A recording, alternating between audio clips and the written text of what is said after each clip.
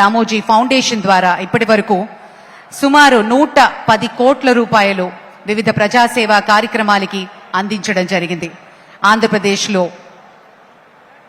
ఒక ఊరు, అలాగే తెలంగాణలో నాగులపల్లి గ్రామాల్ని దత్తత తీసుకుని ఆ గ్రామాలకు కావాల్సిన వసతుల్ని కూడా కల్పించారు.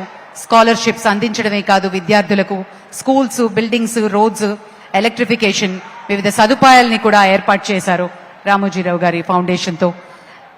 శ్రీ రాజమౌళి గారికి ఉన్న అపారమైనటువంటి అనుబంధం ఈనాడు సంస్థతో, అలాగే రామోజీరావు గారితో, మరి అలాగే శ్రీ కీరవాణి గారు కూడా ఈ సందర్భంగా ఈ సంస్మరణ సభలో పాల్గొనడం విశేషం. వారికి కూడా ఆహ్వానం పలుకుతున్నాము.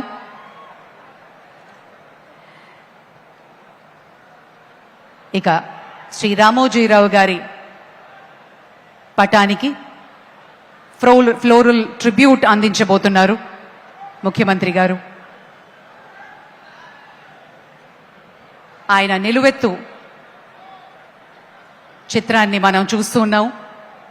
ఆయనకి సందర్భంగా నివాళులు అర్పిస్తూ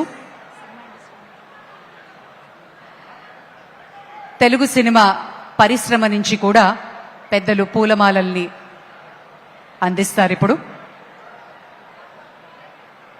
పెద్దలు, ప్రముఖులు, సినీ ప్రముఖులు శ్రీ రామోజీరావు గారితో ఉన్నటువంటి అపారమైన అనుబంధంతో ఆత్మీయంగా ఈ కార్యక్రమంలో పాల్గొనడానికి విచ్చేశారు.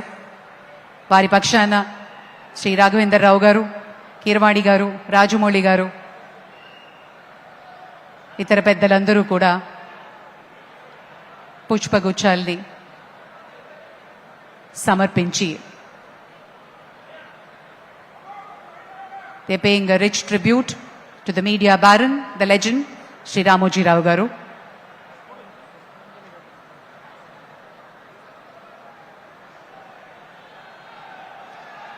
ఆంధ్రప్రదేశ్ ముఖ్యమంత్రి శ్రీ నారా చంద్రబాబు నాయుడు గారి చేతుల మీదుగా పుష్పాంజలి ఘటిస్తున్నారు శ్రీ రామోజీరావు గారి చిత్రపటానికి.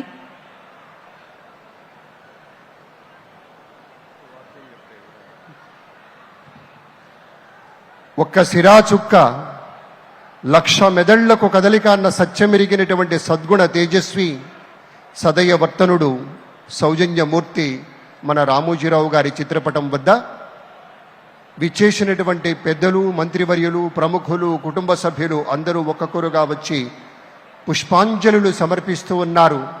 ఆ మహనీయ మూర్తి యొక్క దివ్య స్మృతిలో వారి యొక్క దివ్యాత్మ సద్గతులు అందుకోవాలనేటువంటి రీతిలో ముఖ్యమంత్రి గారి ప్రత్యేకంగా అందరికీ పిలిచి మరీ ఈ యొక్క కార్యక్రమంలో, ఈ యొక్క క్రతువులో భాగస్వామ్యులు చేస్తూ ఉన్నారు.